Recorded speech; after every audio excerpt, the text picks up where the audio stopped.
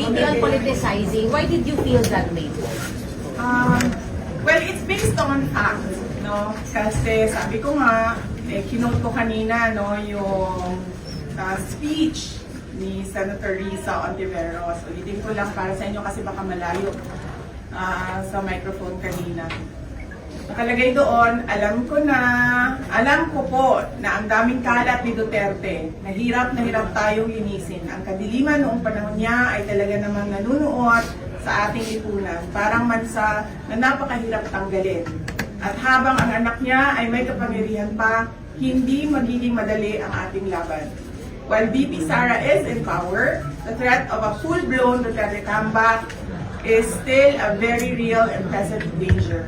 For one, they are supported by one major superpower, China.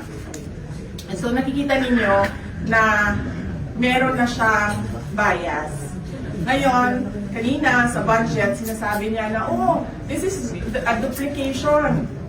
Sinasabi ko naman, hindi naman tayo pwedeng umindi sa mga taong lumalapit sa aming opisina eh. Kasi opisina ng gobyerno yan, pwede bang magsabi ang gobyerno na, ay nako, hindi kita pwedeng tulungan. May oath ako, anong sinabi ko doon? To do justice by every man. So ibig sabihin, hanggang sa makakaya ng opisina, ng Office of the Vice President, ay magbibigay kami ng tulong. Depende kung ano yung tulong na hinihingi ng tao. Yan yung example ng politicization ng budget. Yung mga ganyan.